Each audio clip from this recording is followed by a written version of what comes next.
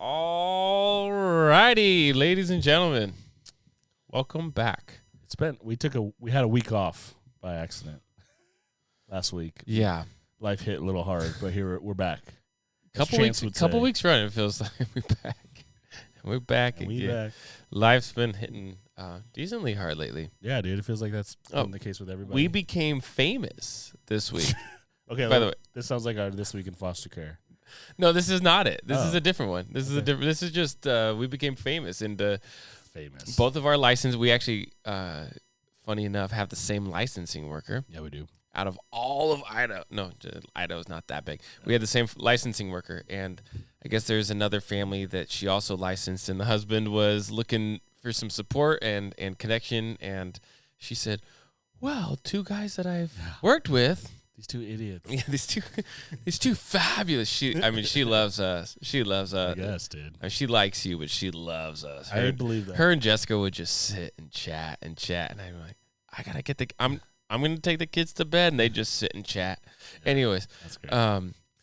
But she mentioned us, and he says, I've actually been listening to them. I've been listening to their podcast. So I mean, that's how I know we're famous. Yeah. Yeah, one person listened to us. Yeah, well, I mean, it is actually, it's kind of cool. We have, I actually know the data. You were just, this is the data. What's data? Yeah. Well, that's a hilarious sentence if you know me. I know the data. I don't. I barely. That's if you want to manage our podcast business-wise, if that ever comes, if you're listening and say, that's a skill set I have, please. What skill set? Never mind. Yeah. Never mind. I could go down a rabbit hole. Detail-oriented, responsible. Oh. I think somehow we've gotten... Or highly organized. We would love somebody who has those things. Yeah. I'm looking at my brain. Yeah. My garage on the other side of this camera is the depiction of my brain. That's the best way. We're not going to show it because it's scary. It's scary. Okay. This week in foster. Let's do this week in foster care. You want me to do it? Is it your turn? It's your turn. Yeah, I'll take. Yeah. This week in foster care is regression. Whoa. Regression. It's a big word. Big word. But it's that kind of that concept that your kids grow, they assimilate, they settle into your family, and then you have seasons where their behavior seems to like disintegrate or go backward or regress. Yeah. So regression is the word for this period, and it's really hard because a lot of it is you freak out. Yeah. And honestly, at first I kind of tensed up. What am I doing wrong? What am I doing wrong? What do I need? I need to double down. I need to be, whatever, and then you kind of pull back and you realize that's just life. That's two steps forward. What is that saying? 2 steps forward, 1 step back. Yep. So that's exactly the way to define it. Regression is 2 steps forward, 1 step back. And we saw it in our 7-year-old. We actually got a phone call. We do routine check-ins with her therapist, and she says, hey, so I've noticed this, and it's really odd because in some ways she's made huge advancements in her boldness, in the swimming pool, biking. Those are big things I talk about because she's faced these fears, and they were huge, like monumental milestones of we're climbing this brick wall and dropping down on the other side, and there's successes. And so in a lot of ways, she's more emotionally attuned, biking, swimming on her own, not even being pushed or prodded. She's jumping into a pool and swimming around, swimming back to the edge, all that stuff. But for some reason, in some of these other internal components, which our therapist sees, there's been some backwards momentum. So it is odd too, because again, like I said, in some ways she's advancing, she's progressing. We're seeing less complaining on certain elements that she used to complain about, and so it's. I guess what I'm saying is, to turn into something that's actually useful for our audience out there. But realize that you're going to have these moments where 1 week you hit huge epic milestones, and the next week you're hitting roadblocks, or you're feel like you're stuck in the mud, or you're backtracking, and it's probably not anything that you're doing. I mean, it's always a good moment. I perpetually believe in this. Always take stock. I'm an overthinker, so I guess I'm a proponent of this. But realize, what you're, take that time to reflect and see what you're doing, what needs to change, what you're doing well. But give yourself grace because a lot of their behavior is just, sometimes it's the smell of fly. When we hit Christmas, just that thought, even Thanksgiving, which is not as emotionally charged as Christmas. There was some moments of just misbehavior and erratic behavior. And, all of a sudden you never know, you never know. Absolutely. The 1 year mark of when our kids were separated from their mom, we saw a little bit of a pause in their development, and some things came to their mind. Oh, this is, and they don't know it. Yeah. They feel it. Yeah. They feel that shift. They feel, sometimes, anyways, you never know what could trigger a kid, what could cause that. So, because I think a lot of people, they always are trying to make progress, which makes sense. And progress. Yeah, me too. Me included. Well, but progress is often equated to positive emotions and things like that, and obviously success. Yes. That's obvious, right? But then we also equate the negative where, so then a negative experience must be like regression, like you're saying. Right. It's just part of the process. Yeah. It doesn't mean you're failing. Yep. Actually, if you look at it like macro league overall, you're wildly succeeding. Yeah. And so I like to equate it to the stock market. It might be a bad example, your kids but are stocks. my kids are stock. I'm investing in kids. Okay. No, anyways, but it goes up and it goes down and it goes up, but the trend is, which chart positive. are you looking at? Do we know what? Yeah, stock? never mind, dude. Never mind. Let's not get into that. This. All right. I don't know. All right. What's it called? You're candlestick? Right. You're talking to the wrong guy. If you are listening to this and you know what these words mean, if you understand stocks, please let us know. Comment below. Just kidding. All right. Well, what we're talking about today is kind of a fun one. We grabbed lunch yesterday at the fun is, I use the word fun in such a loose term. No. Like craziness is fun sometimes. Okay. Anyways, we grabbed lunch yesterday. We were talking through just our current situations in detail and all that stuff, and we realized we haven't really talked about biological parents. Right. Not our biological parents, but obviously our foster kids' biological parents. I have biological parents. I do too. Yeah. And so we all do, actually. I think that's how this works. And so I thought we'd talk about that made him laugh. Where do babies come from? Sorry. All right, keep going. Well, keep me on track. If you have highly organized skills and can keep us on track, this is a rowdy one. All right.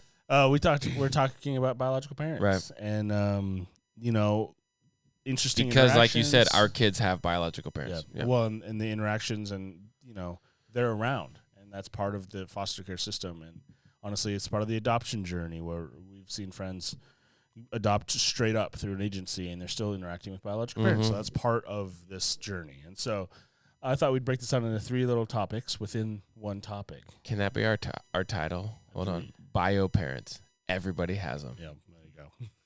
That'd be a great title. Sorry, keep going. We're splitting it up into 3 topics, three sections. Let's just story time for a little bit.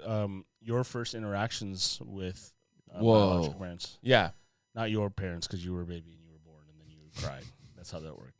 Just to get that joke out of the way. First interactions with our. Well, let's talk about your case. Yeah. That's going to adoption. So you have that biological parent. Yeah. If I remember correctly. Yeah. What's the first interaction you've had with your kids' bio parent? The first interaction we had was actually a video chat. What a wild way to meet. Yeah. It was. Man, I put a lot of stock in this too, but it was video chat, and he was 2 years old at the time. Now he's 4, so it's been a year and a half. Yes, so now he's 4. Because 2 plus 2 is 4. He was cresting on 3. And when she came on the video, it's like he didn't even notice. I mean, fair enough. I mean, he's 2.5. You're trying to get a kid except for TV. Kids will stare at TV, but they will not stare at a video chat. A video chat is not as entertaining as Bluey. Yeah. It's not as entertaining as Bluey. So that was their first interaction with her. And yeah, I only did video interactions with those 2. It was hard to keep a kid engaged for. Yeah. It was an hour visit, which ends up being you talking to the biological parent. Yes. And so what's that like? Early on, I was trying to be, just update, let her know, give her a chance. I've always been. This might be one of the other components of our structure today. I've always been a big supporter of the biological parent. And here's the drive for me is that I don't want to see anybody fail. Period.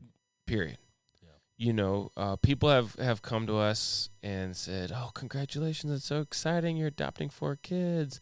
And part of me is at first, I'm like, yeah, easy for you to say. Dude, 4 kids is a lot. Yeah. 4 kids is a lot. 4 kids in transition is even more. So it's really cool for you to be excited about it because this is hard work. This is devastatingly hard work.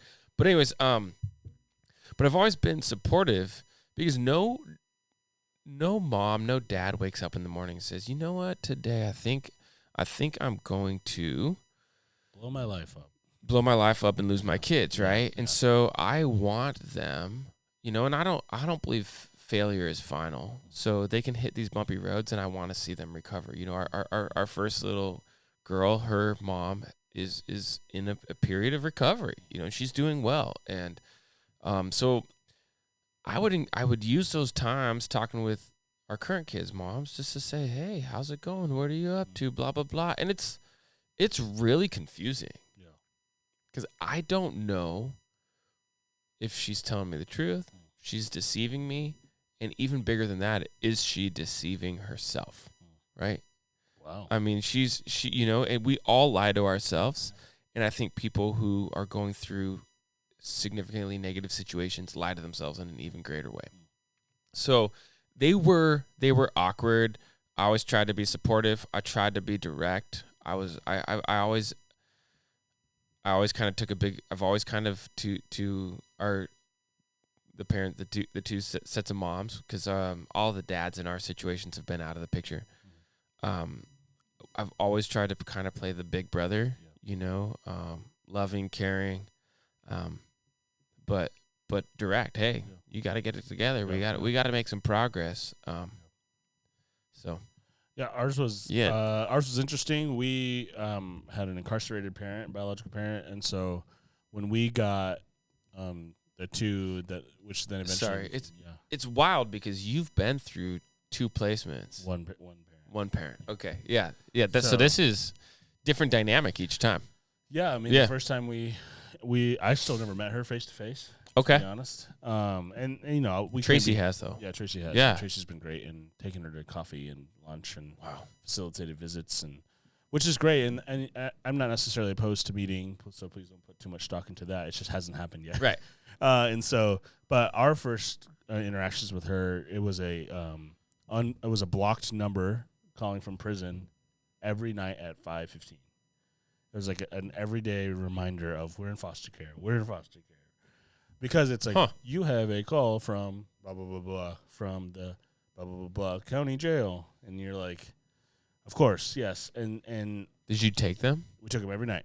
Okay. So it was an every night, interruption is not the right word, but kind of like moment in every dinner time for the first couple months. Trying to talk to our 2-year-old. Right.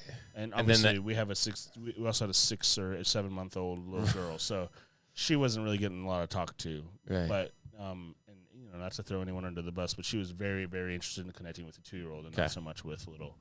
So that was but when you're a 2-year-old, not even a FaceTime call or whatever, like a phone call.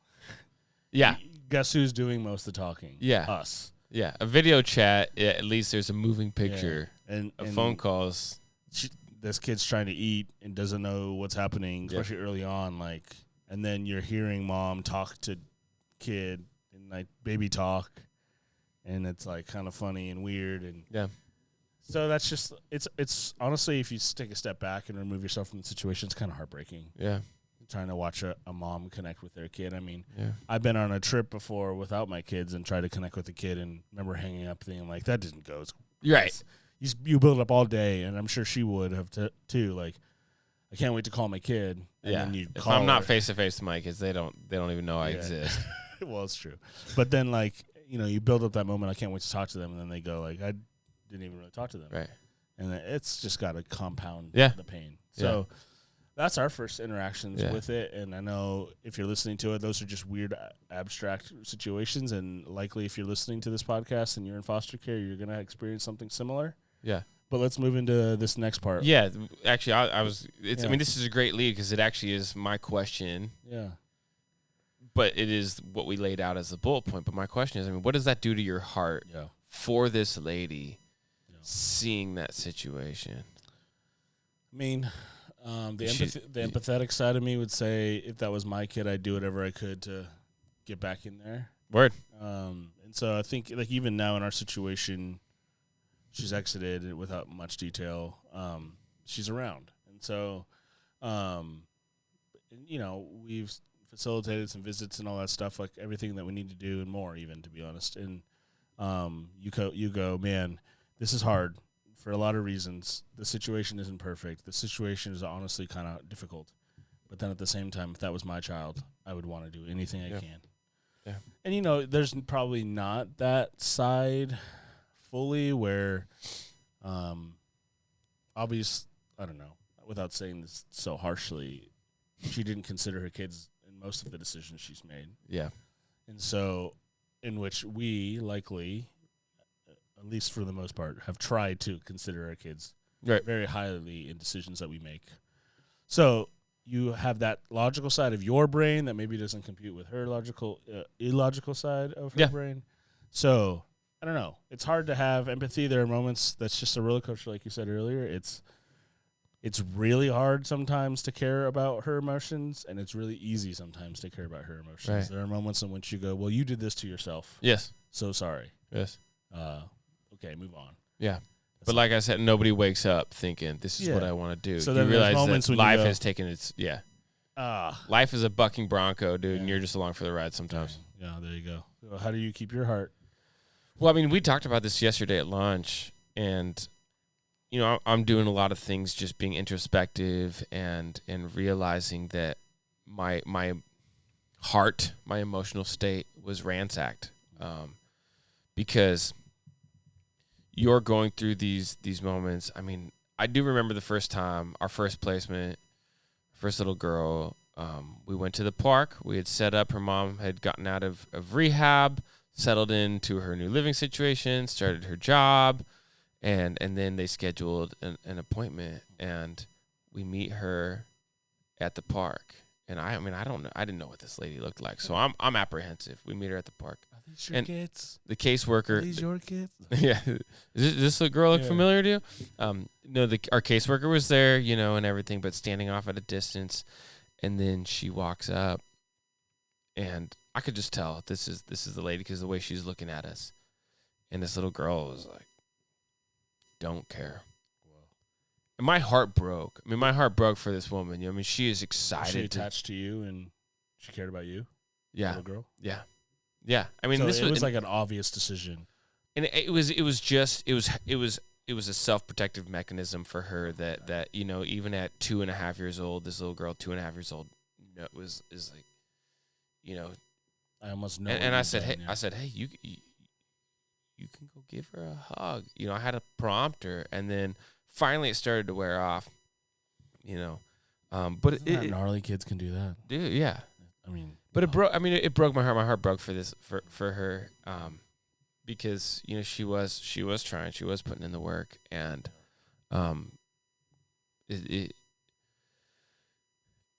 but my emotions took the roller coaster of, she's making progress. You're thinking, okay, and it's a win and a loss. It is a win and a loss. It is a win that she, this woman and this girl, this woman who birthed this girl, and they get to be together. Right, that is how it should be. Right, parents are designed to have kids and have them, forever. Yep. That is how it should be. And then it didn't happen. Yeah. And then all of a sudden you're thinking, okay, well, it could happen again. And then a couple months in, I said, how's work? How is everything? And she goes, I haven't been to work in 2 days because I'm high. Cool. And so then your heart is like, whoa, I'm keeping this little girl.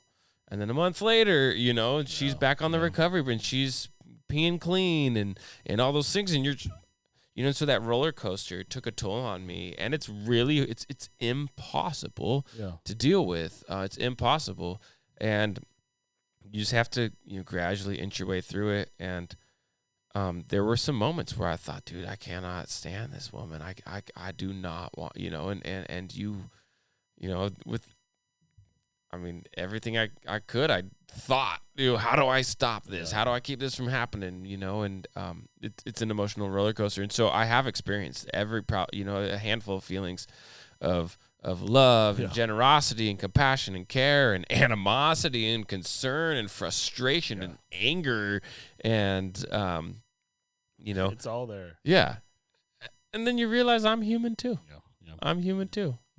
I'm not a perfect parent. Well, and I'm realizing now as your situation's a lot more vulnerable to this last part, but how do you talk to your kids about biological mom? Yeah. And we're a little bit further down the road from you where we've adopted and kind of mutually agreed, at least for now, with biological parent to just kind of, she is not mom to her. She is fill in the blank name. Yeah. And that's just...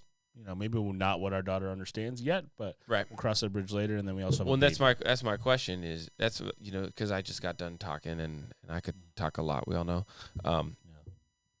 What did you? How do you present those conversations? That conversation will come eventually. Yeah. This little girl's gonna say, somehow it's gonna come up. Do you hide that? Do you ignore it? Do you embrace it? Do you let her know? If you're listening and you've done this, please let us know. We'd love to have you on our podcast. Yeah, someone who's been through this, because I have a ton of questions. Looking for some advice because I have to figure out anyways. But your turn. Well, I think I don't know. I think where we've fallen, we haven't made this full decision yet. We have a 3-year-old, so this will start happening, I'm sure, sooner than later. But I had a good friend I didn't know was adopted, which is always kind of cool.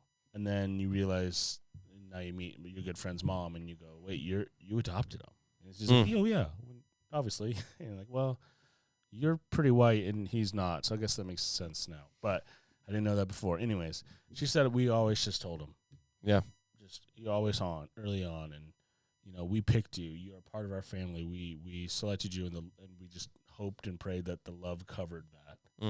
And that's just probably our admittedly very naive stance right now of saying, this is kind of what I think most people have recommended. We have the weird, I don't know how to even put it. We have this weird thing where our kid looks like our kid. Yeah. And yeah, she does. And there's no way, unless you were poking and prodding and we didn't tell you, there's no way most people would think. Right. And that may drift with life because we aren't fully exactly the same nationality, but at the same time, potentially not. So, and call it what it is. We have great friends, and I have very close friends that have adopted African American children. Yeah. They are not African American, so it's very obvious. Yeah, very obvious. So you have no other. You might as well have that conversation up front. So we kind of are in this weird spot right now with that. So we haven't had to have that conversation about biological parent yet. Yeah. Our other kids know about her. Our oldest kid is smart, and so he knows her name and refers to her as that name whenever that comes up. But this is when it's teed up for you, actually. So then. Talk to me about how you protect your 8-year-old and below. Yeah, it's really hard. The conversations are one thing, the feelings are another. Wow. When hardships come along, the default reaction is I miss my mom. When we were learning how to ride bikes and the fear kicked in for these little girls, I want my mommy.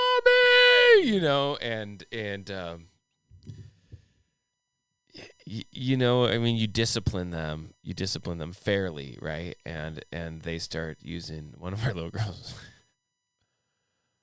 I just miss my mom because she fed me good foods. And she fed you potato chips. I mean, that's what you ate was potato chips, And those are pretty good. Yeah. I mean, it was like you get potato chips from the co-op. You got Cheez-Its and potato chips. That was all you ate. Just for clarity, that's not a good diet. No, that's not. No, Chris. No, Chris. You should not be feeding your 1.5-year-old Cheez-Its and potato. This is what I eat. But my reaction when they say things like that is it wants to be like, do you realize? Yeah. Do you? And they. I mean, this is actually one of the things they did prep us well in our training was like, your kid's gonna have an affection that they never should have. And from the standpoint of like, they don't associate with how this person hurt them. They associate with what that person, that role, and the mom and the dad and the parent role is tough to replace. And so, my reaction is inside my brain is like, you have no clue what you're saying. You have no clue what you're saying. We've done nothing but good things. But what you really do is you kind of spin it back to be on the kid, and you use those moments. Kind of, I actually kind of just let them lead it. Oh, you missed your mom, and you just, that's really wise. You just ask an open-ended question, and they need to process it. They need to process it. And their feelings will shift and change throughout life, and but you try not to speak too negatively. Yeah, absolutely.